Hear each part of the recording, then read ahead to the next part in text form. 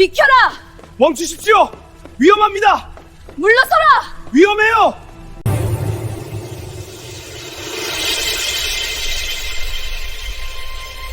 이 세상에서 가장 천한 신분 광대.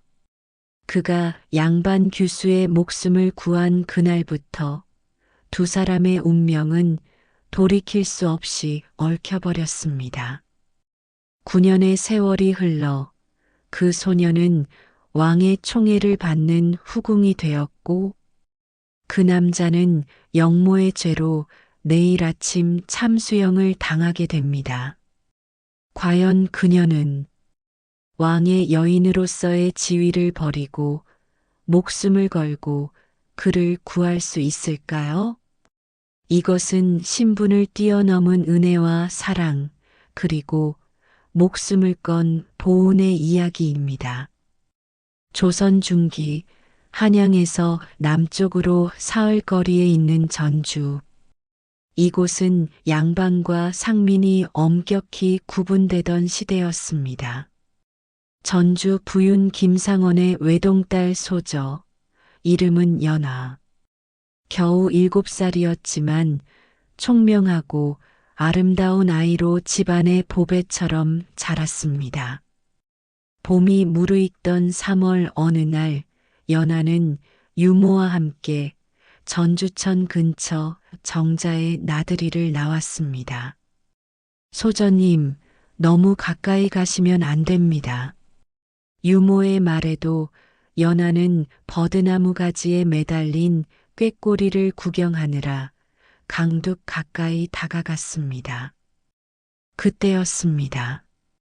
갑자기 발밑에 흙이 무너지면서 연화의 작은 몸이 거센 물살로 빠져들었습니다.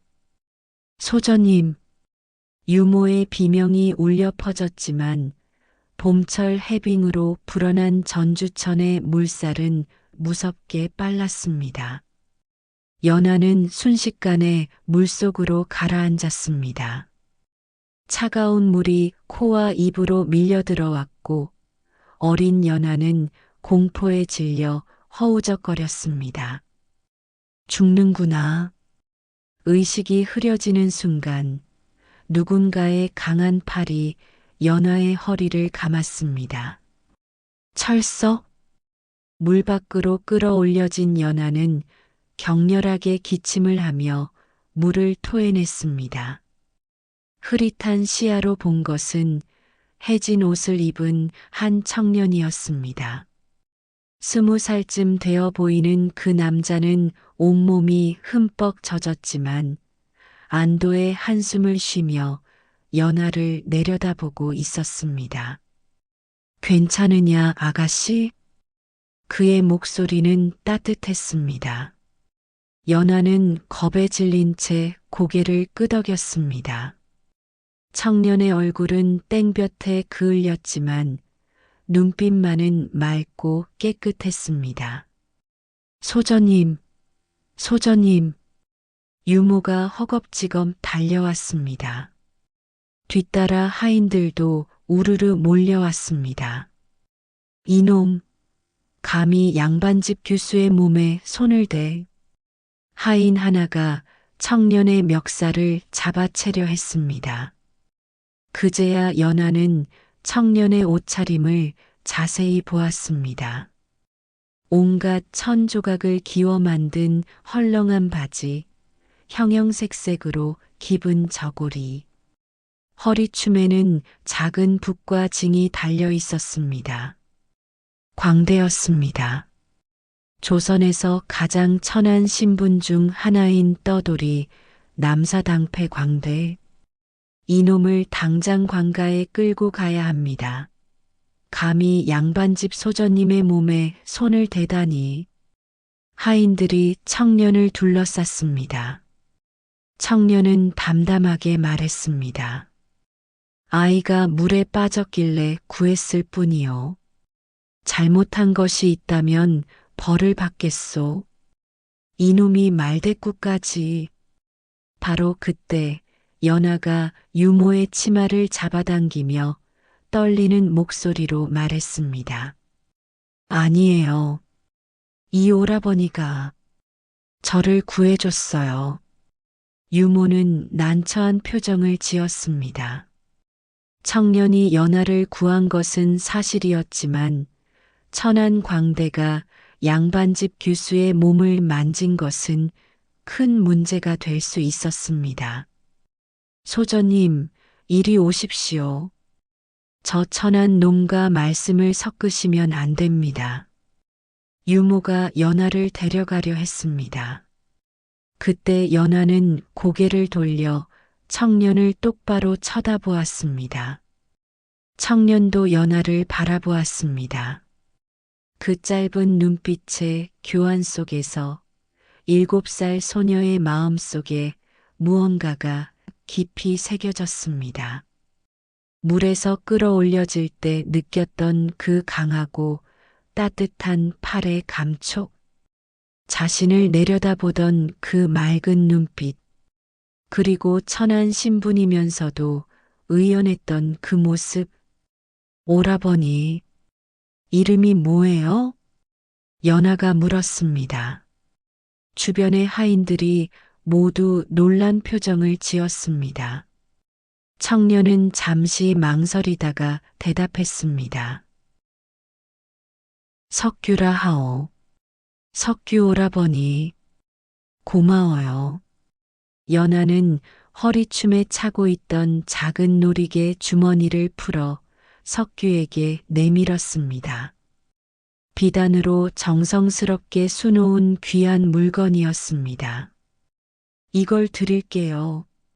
절 구해준 보답이에요. 소저님, 안 됩니다. 유모가 황급히 말렸지만 연하는 이미 석규의 손에 놀이개를 쥐어주었습니다. 석규는 당황한 표정으로 그것을 받아들었습니다. 고맙습니다, 아가씨. 유모가 서둘러 연하를 데리고 가버렸습니다. 석규는 한참 동안 그 자리에 서서 작은 놀이개를 내려다보았습니다. 봄바람에 벚꽃잎이 날렸고 석규는 깊은 한숨을 쉬었습니다. 그는 알고 있었습니다. 이 인연은 결코 이어질 수 없는 것임을. 하지만 운명은 이미 두 사람을 묶어놓고 있었습니다. 세월은 물 흐르듯 흘러 9년이란 시간이 지났습니다. 연하는 이제 16살의 아름다운 규수로 자라났습니다. 전주 고을에서 그녀의 미모와 재능은 소문이 자자했습니다. 시와 그림에 능했고 검은고를 타는 솜씨도 일품이었습니다. 수많은 양반 집안에서 혼담이 들어왔지만 연하의 마음은 늘 어딘가 공허했습니다. 그날 밤 연하는 달빛 아래 자신의 방에 홀로 앉아 있었습니다. 손에는 낡고 해진 작은 천 조각이 들려 있었습니다. 9년 전 석규가 입고 있던 옷자락의 일부였습니다. 연하가 그날 물가에 떨어뜨린 것을 나중에 주워 간직해온 것이었습니다. 석규 오라버니, 지금 어디에 계실까?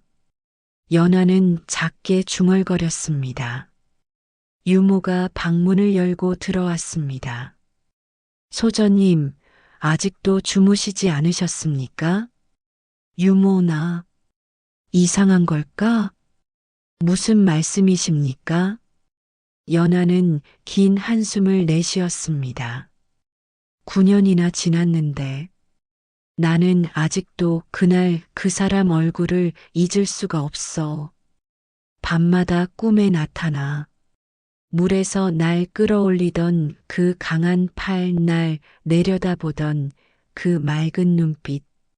나는 왜 이럴까, 유모. 유모는 안타까운 표정으로 연하의 손을 잡았습니다. 소저님, 그런 마음을 품으시면 안 됩니다. 그자는 천한 광대입니다. 소전님과는 하늘과 땅만큼 다른 신분이지 않습니까? 알아, 유모. 하지만 마음이란 게 어디 내 뜻대로 되는 게 아니잖아. 연화의 눈에 눈물이 맺혔습니다. 바로 그때 멀리서 북소리와 징소리, 그리고 사람들의 웃음소리가 들려왔습니다. 연화는 벌떡 일어나 창문으로 달려갔습니다.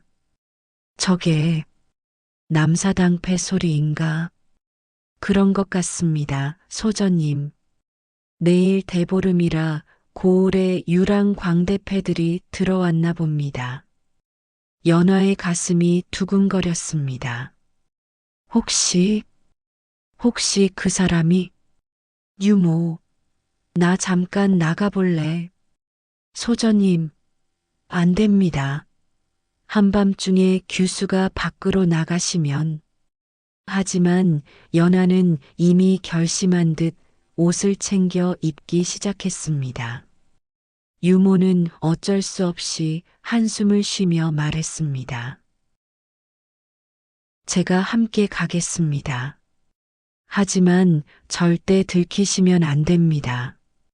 두 사람은 조심스럽게 집을 빠져나와 소리가 들리는 장터 쪽으로 향했습니다. 장터에는 횃불이 환하게 켜져 있었고 그 한가운데에서 남사당패의 공연이 한창이었습니다. 줄타기, 접시 돌리기, 불꽃 묘기. 사람들은 환호하며 구경했습니다. 연하는 군중 사이에 숨어서 공연을 지켜보았습니다. 그때 한 남자가 공중제비를 돌며 무대 중앙에 착지했습니다. 횃불빛이 그의 얼굴을 비췄고 연하는 숨이 멎는 것 같았습니다. 석규였습니다. 9년의 세월은 소년을 건장한 청년으로 만들어 놓았습니다. 키는 훌쩍 자랐고 어깨는 넓어졌습니다. 그을린 피부, 땀에 젖은 머리, 근육질의 팔뚝. 하지만 그 눈빛만은 여전히 맑고 깨끗했습니다. 석규는 리듬에 맞춰 춤을 추기 시작했습니다. 그의 움직임은 물 흐르듯 유려했고 관중들은 넋을 잃고 바라보았습니다. 연화의 심장은 미친 듯이 뛰었습니다. 공연이 끝나자 사람들은 동전을 던지며 박수를 보냈습니다. 석규는 땀을 닦으며 동료들과 함께 장터 한켠으로 물러났습니다. 연하는 무아지경으로 석규를 향해 걸어갔습니다. 소전님, 안 됩니다. 유모가 황급히 막았지만 연하는 이미 석규 가까이 다가가 있었습니다. 석규는 물동이에서 물을 마시다가 고개를 들었습니다. 두 사람의 눈이 마주쳤습니다. 석규의 눈이 크게 떠졌습니다. 9년 전에 그 작은 소녀, 물에서 건져 올렸던 그 아이, 이제는 아름다운 규수로 자라나 자신을 똑바로 쳐다보고 있었습니다. 당신, 연하가 떨리는 목소리로 말했습니다. 절 기억하세요? 석규는 잠시 아무 말도 하지 못했습니다. 그러다 천천히 고개를 끄덕였습니다. 기억합니다. 전주천에서 9년이 지났네요. 그렇습니다. 침묵이 흘렀습니다. 주변의 소음이 모두 사라진 것 같았습니다. 두 사람 사이에는 보이지 않는 무언가가 흐르고 있었습니다. 당신을 잊을 수가 없었어요. 연하가 용기를 내어 말했습니다. 석규의 얼굴에 고통스러운 표정이 스쳤습니다. 소저님, 그러시면 안 됩니다. 왜요? 왜 안 돼요? 소저님은 양반가의 귀한 규수이시고 저는 천한 광대입니다. 우리 사이엔 넘을 수 없는 벽이 있습니다. 그런 게 중요해요? 신분이 뭐가 중요해요? 석규는 슬픈 미소를 지었습니다. 이 세상에서 신분보다 중요한 것은 없습니다. 소저님도 아시지 않습니까? 연화의 눈에 눈물이 고였습니다. 하지만 소저님, 제발 돌아가십시오. 이런 곳에서 규수가 한밤중에 배회하시면 안 됩니다. 제발. 석규의 목소리에도 떨림이 있었습니다. 연하는 그것을 놓치지 않았습니다. 당신도 나를 기억하고 있었죠? 그렇죠? 석규는 대답하지 않았습니다. 하지만 그의 눈빛이 모든 것을 말해주고 있었습니다. 유모가 연화의 팔을 잡아 끌었습니다. 소저님, 가셔야 합니다. 누가 보면 큰일 납니다. 연화는 뒤를 돌아보며 끌려갔습니다. 석규는 그 자리에 서서 연화가 사라질 때까지 지켜보았습니다. 그날 밤 두 사람은 모두 잠을 이룰 수 없었습니다. 석규는 밤하늘의 별을 보며 중얼거렸습니다. 미안합니다, 아가씨. 하지만 당신과 나는 결코 함께할 수 없습니다. 그는 품속에서 9년 전 연하가 준 낡은 놀이개를 꺼내 들었습니다. 그는 한 번도 그것을 버리지 못했습니다. 연하의 방에서도 촛불이 꺼지지 않았습니다. 그녀는 검은고를 타며 슬픈 가락을 연주했습니다. 그리움과 슬픔이 가락에 실려 흘러나왔습니다. 두 사람은 알지 못했습니다. 운명이 곧 그들을 다시 한번 시험에 들게 할 것이라는 것을. 그로부터 넉 달 뒤 연화의 삶은 완전히 뒤바뀌었습니다. 조선의 왕 숙종은 전국의 양반과 규수들 중에서 새로운 후궁을 간택하기로 했습니다. 전주 부윤 김상원의 딸 연화가 그 명단에 올랐습니다. 연화의 아버지는 기뻐했지만 연화 본인은 절망했습니다. 아버님, 제발 저를 궁에 보내지 마세요. 연하는 아버지 앞에 무릎을 꿇고 애원했습니다. 하지만 김상원은 단호했습니다. 이것은 우리 가문의 영광이다. 어찌 거부할 수 있단 말이냐? 아버님, 제게는 마음에 둔 사람이. 철석? 김상원의 손바닥이 연화의 뺨을 후려쳤습니다. 입 조심해라. 양반집 규수가 함부로 남자를 마음에 둔다는 게 말이 되느냐? 더구나 간택에 오른 몸으로. 연화는 뺨을 감싸며 눈물을 흘렸습니다. 네, 아버님. 한 달 뒤 연화는 화려한 가마에 실려 한양으로 향했습니다. 전주를 떠나는 그날 연화는 마지막으로 장터를 지나갔습니다. 하지만 석규의 남사당패는 이미 다른 고을로 떠난 뒤였습니다. 연화는 가마 안에서 조용히 눈물을 흘렸습니다. 석규 오라버니, 안녕히 계세요. 이 생에서 다시는 만날 수 없겠지요. 한양의 궁궐은 연하가 상상했던 것보다 훨씬 더 크고 화려했습니다. 붉은 기둥, 황금빛 지붕, 옥으로 장식된 정각들. 하지만 연하의 눈에는 모두 차갑고 무서운 감옥으로만 보였습니다. 간택 과정은 엄격했습니다. 수십 명의 규수들이 모였고 왕은 직접 그들을 하나하나 살펴보았습니다. 연하의 차례가 왔을 때 숙종의 눈이 빛났습니다. 아름답구나. 게다가 재능도 뛰어나다고 들었다. 검은고를 탄다지? 네, 전하. 한번 들어보고 싶구나. 연하는 떨리는 손으로 검은고를 연주했습니다. 그녀가 타는 곡은 슬프고도 아름다웠습니다.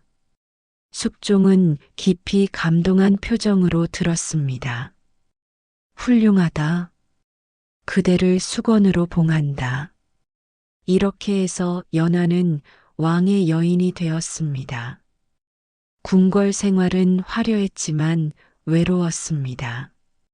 높은 담장 안에 갇힌 새처럼 연하는 자유를 잃었습니다. 왕은 계속 오전 124면하를 총애했고 그녀에게 귀한 선물들을 내렸습니다. 하지만 연하의 마음은 늘 비어 있었습니다. 밤마다 연하는 혼자 처소에 앉아 달을 바라보았습니다. 석규 오라버니, 당신은 지금 어느 하늘 아래에서 저 달을 보고 계실까요? 4년이 흘렀습니다. 연하는 이제 20살이 되었고 왕의 총애는 여전했습니다. 그녀는 이제 소위의 지위까지 올랐습니다. 다른 후궁들은 그녀를 시기했지만 연하는 그런 것들에 관심이 없었습니다. 어느 봄날 궁궐에서는 큰 연회가 열렸습니다. 전국 각지에서 제주꾼들이 모여들어 왕 앞에서 제주를 뽐냈습니다. 고개사, 악사, 무용수들, 그리고 그곳에 남사당패도 있었습니다. 연하는 연회장 한켠의 비단발 뒤에 앉아 연회를 구경하고 있었습니다. 그때 한 무리의 광대들이 들어왔습니다. 그 순간 연하의 심장이 멎었습니다. 석규였습니다. 13년 만에 연하는 다시 석규를 만났습니다. 그는 이제 31살의 장년이 되어 있었습니다. 얼굴에는 세월의 흔적이 새겨져 있었지만 그 눈빛만은 여전히 그대로였습니다. 석규는 다른 광대들과 함께 줄타기 묘기를 선보였습니다. 그의 기술은 탁월했고 왕도 크게 감탄하며 칭찬했습니다. 연하는 발 뒤에서 떨리는 손으로 자신의 입을 막았습니다. 눈물이 쏟아져 내렸습니다. 석규 오라버니, 당신이, 정말 당신이. 공연이 끝나고 왕은 석규에게 상을 내렸습니다. 기술이 뛰어나다. 앞으로 궁중 연회가 있을 때마다 그대를 부르겠다. 황송하옵니다, 전하. 석규는 고개를 숙였습니다. 그때 그의 시선이 우연히 비단발 뒤를 스쳤습니다. 두 사람의 눈이 마주쳤습니다. 석규의 얼굴이 창백해졌습니다. 연하, 13년 전 그 소녀, 이제 왕의 후궁이 되어 저 화려한 옷을 입고 자신을 내려다보고 있었습니다. 연하는 간절한 눈빛으로 석규를 바라보았습니다. 입모양으로 말했습니다. 나예요. 석규는 황급히 고개를 돌렸습니다. 그리고 다른 광대들과 함께 물러났습니다. 연회가 끝난 뒤 연하는 자신의 처소로 돌아와 밤새도록 잠을 이루지 못했습니다. 그녀는 궁녀를 불러 조용히 물었습니다. 오늘 연회에 왔던 남사당패, 그들이 어디에 머무는지 알 수 있겠느냐? 소의 마마, 그런 것을 여쭈시면 묻는 대로 알아보거라. 궁녀는 어쩔 수 없이 고개를 숙였습니다. 이틀 뒤 연하는 밤중에 몰래 궁궐을 빠져나왔습니다. 신분을 숨기기 위해 평민옷으로 갈아입고 얼굴도 면사포로 가렸습니다. 측근 궁녀 하나만 데리고 남사당패가 머무는 곳으로 향했습니다. 그곳은 한양 외곽의 허름한 주막이었습니다. 연하는 떨리는 마음으로 그곳에 들어섰습니다. 석규는 주막 마당에서 혼자 달을 보며 술을 마시고 있었습니다. 연하가 다가가자 석규는 고개를 돌렸습니다. 당신, 석규 오라버니. 두 사람은 오랫동안 말없이 서로를 바라보았습니다. 왜 이렇게 위험한 짓을 하십니까? 석규가 먼저 입을 열었습니다. 당신을 봐야 했어요. 13년 만에 당신을 다시 만났는데 그냥 보내는 건 안 될 것 같았어요. 소의 마마. 아니, 연하 아가씨. 석규는 고개를 저었습니다. 우리는 더 이상 만나서는 안 됩니다. 당신은 이제 왕의 여인입니다. 만약 이 일이 들통나면 알아요. 알고 있어요. 연하의 눈에서 눈물이 흘러내렸습니다. 하지만 나는 13년 동안 단 하루도 당신을 잊은 적이 없어요. 왕이 날 아무리 총애해도 내 마음은 석규도 눈물을 흘렸습니다. 나도 그랬습니다. 하지만 우리에게 방법이 없을까요? 석규는 고개를 저었습니다. 없습니다. 우리는 이 생에서는 함께할 수 없습니다. 연하는 석규의 손을 잡았습니다. 그럼 이번이 마지막이에요. 마지막으로 한 가지만 약속해줘요. 무엇입니까? 당신이 위험에 처하면 내가 할 수 있는 모든 것을 해서 당신을 구할게요. 13년 전 당신이 내 목숨을 구해준 것처럼 언젠가는 내가 당신을 구할게요.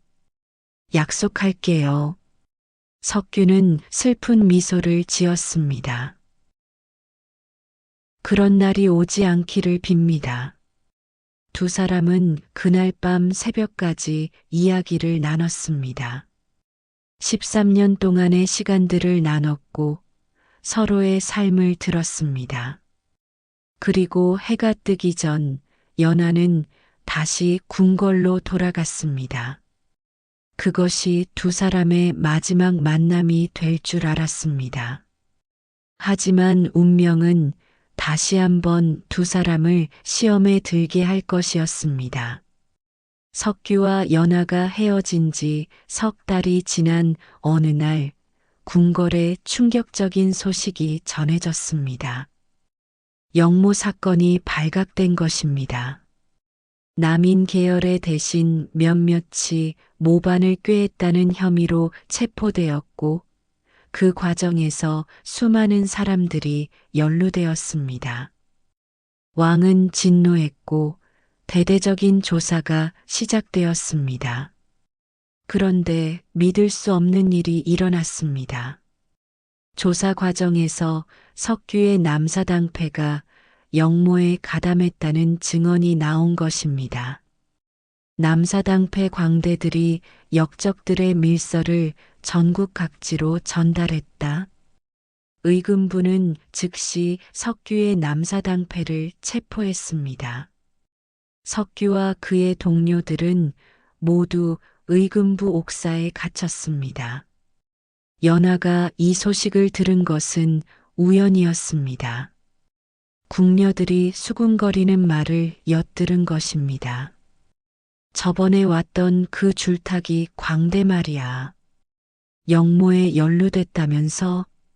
정말? 그 잘생긴 광대? 응, 내일 모레 참수영이래. 연하는 그 자리에서 정신을 잃을 뻔했습니다. 석규 오라버니가 영모에? 말도 안 되는 일이었습니다.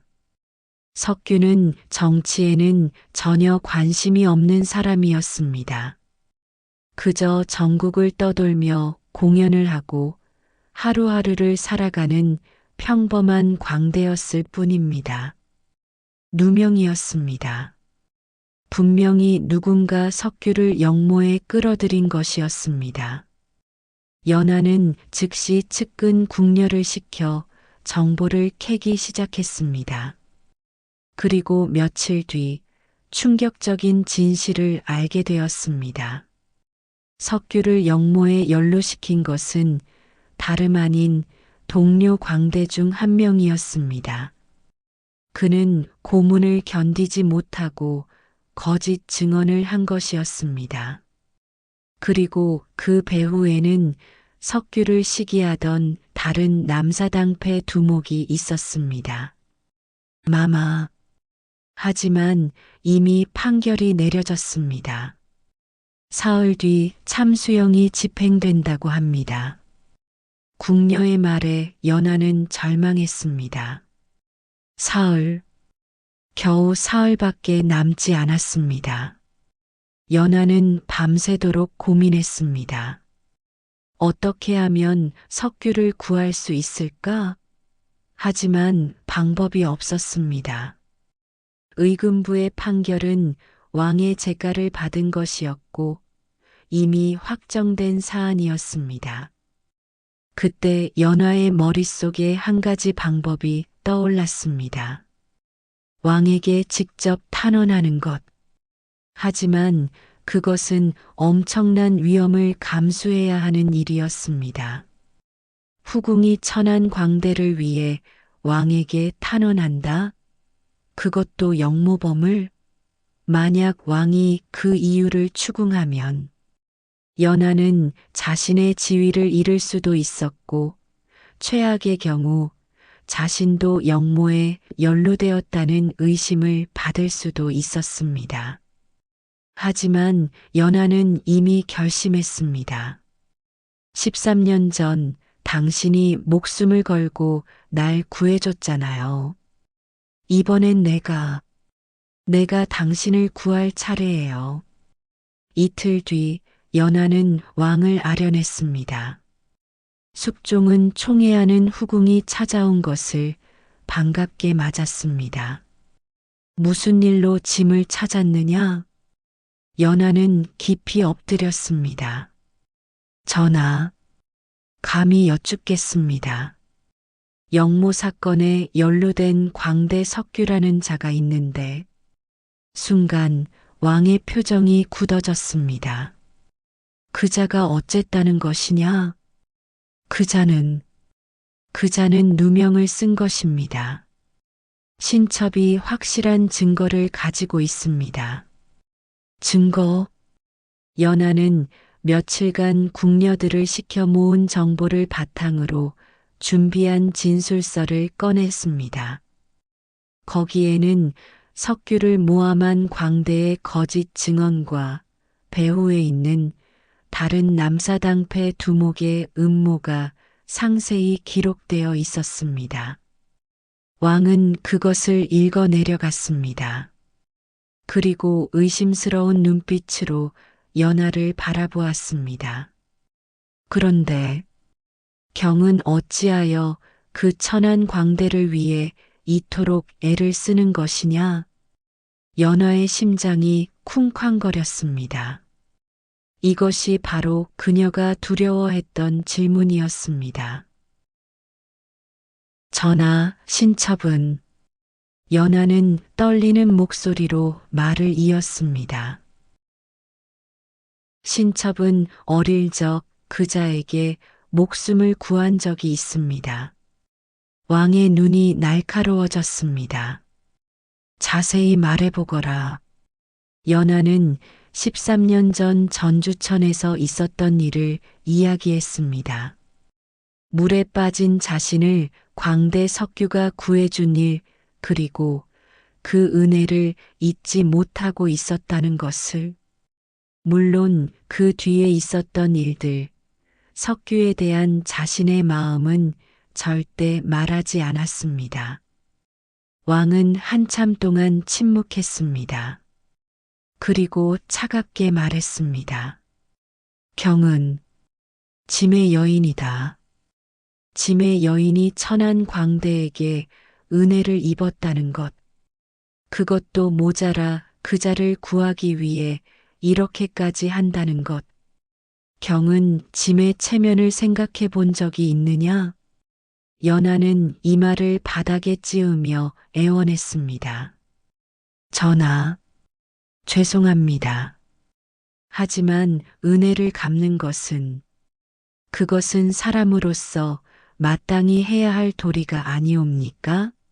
신첩은 단지 목숨을 구해준 은인이 억울하게 죽는 것을 볼 수 없었을 뿐입니다. 왕은 서류를 내려놓고 깊은 한숨을 쉬었습니다. 짐이 경을 총애한 것은 경의 아름다움뿐만 아니라 경의 의로운 마음 때문이었다. 하지만 이번 일은 지나쳤다. 전하. 하지만 왕은 다시 서류를 들어 올렸습니다. 경이 제시한 증거가 사실이라면 그 광대는 억울하게 누명을 쓴 것이 맞다. 짐은 억울한 자를 죽일 수 없다. 연하의 눈이 커졌습니다. 전하, 그럼 의금부에 명하여 재조사하도록 하겠다. 하지만 왕은 차갑게 연하를 바라보았습니다. 당분간 처소에 머물며 근신하도록 하라. 그리고 다시는 그 광대에 대해 짐 앞에서 언급하지 마라. 네, 전하. 감사합니다, 전하. 연하는 눈물을 흘리며 고개를 조아렸습니다. 왕의 명으로 재조사가 시작되었습니다. 의금부는 연하가 제시한 정보를 바탕으로 관련자들을 다시 신문했습니다. 그리고 마침내 진실이 드러났습니다. 석규를 모함한 광대는 고문을 견디지 못하고 사실을 자백했습니다. 다른 남사당패 두목의 사주를 받아 거짓 증언을 한 것이었습니다. 실제로 영모에 가담한 것은 그 두목이었고 자신의 죄를 덮기 위해 석규를 희생양으로 삼은 것이었습니다. 석규는 무죄로 풀려났습니다. 의금부 옥사에서 나온 석규는 햇빛에 눈을 찡그렸습니다. 몇 달 동안의 고문과 옥살이로 그의 몸은 만신창이가 되어 있었습니다. 하지만 살아있다는 것만으로도 기적이었습니다. 석규, 밖에서 기다리던 동료 광대들이 달려와 그를 부축했습니다. 내가 살아서 나오다니. 다 누구 덕분인지 아느냐?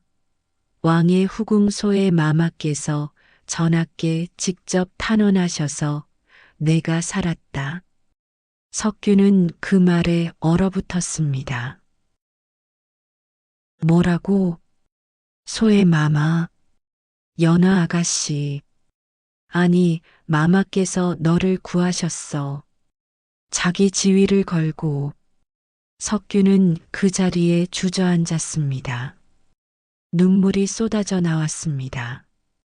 연하 아가씨, 그날 밤 석규는 궁궐 담장 밖에 서서 달을 바라보았습니다.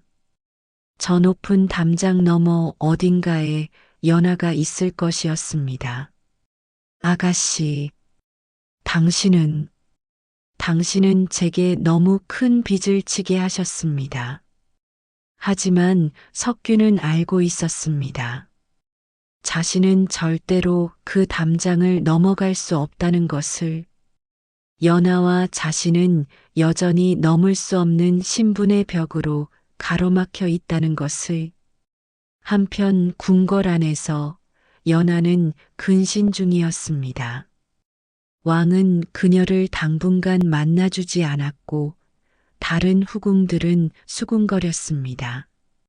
소의 마마가 천한 광대를 구했다면서 전하의 총애를 잃으실 거야. 하지만 연하는 후회하지 않았습니다.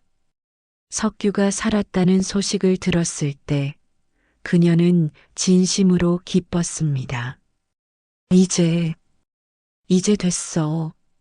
나는 당신에게 진 빚을 갚았어. 한 달이 지났습니다. 왕은 드디어 연하를 다시 불렀습니다. 연하는 조심스럽게 왕 앞에 나아갔습니다. 경은 아직도 그 광대를 잊지 못하고 있느냐? 왕의 질문에 연하는 조용히 대답했습니다. 전하, 신첩은 그저 은혜를 갚았을 뿐입니다. 그 이상도 그 이하도 아닙니다. 왕은 한참 동안 연하를 바라보았습니다. 짐은 경의 의로움을 사랑했다. 하지만 때로 그 의로움이 짐을 괴롭게 한다. 죄송합니다, 전하.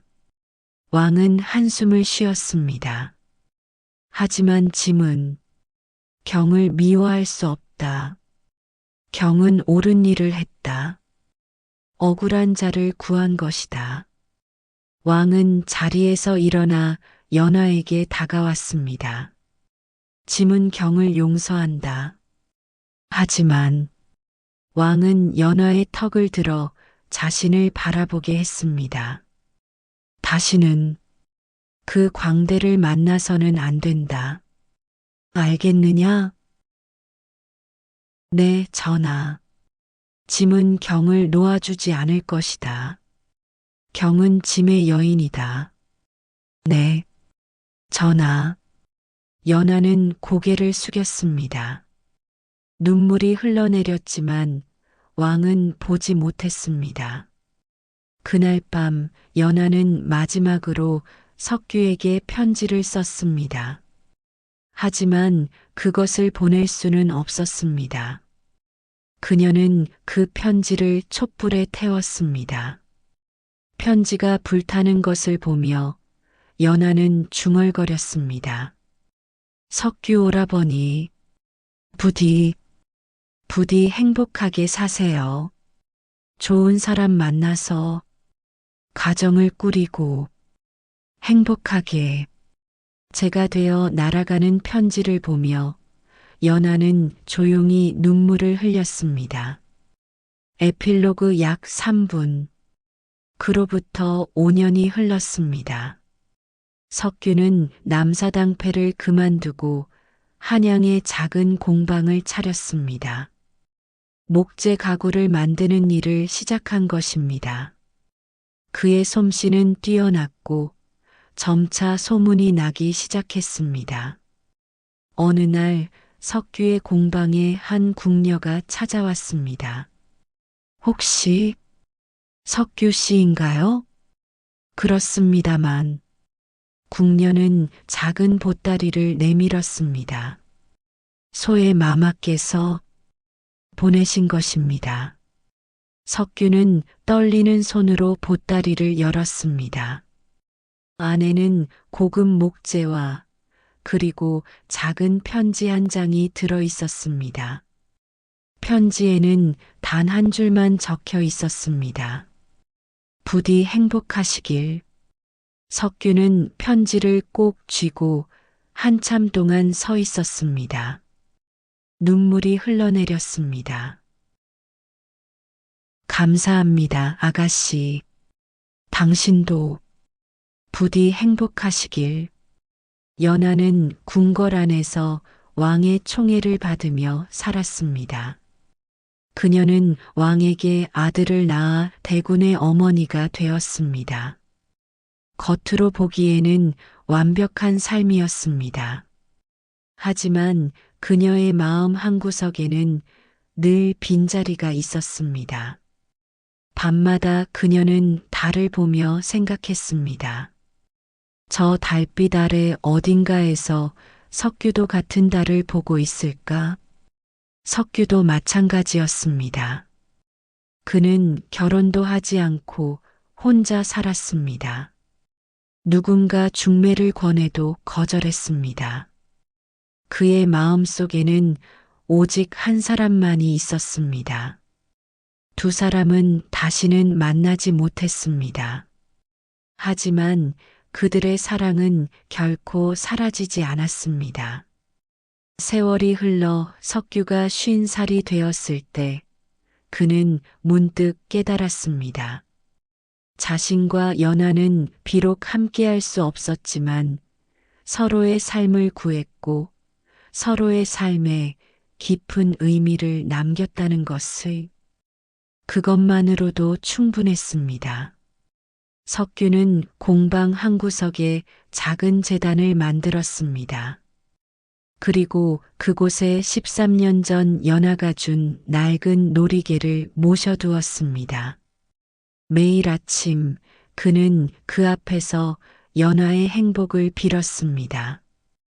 궁궐 안에서 연하도 마찬가지였습니다.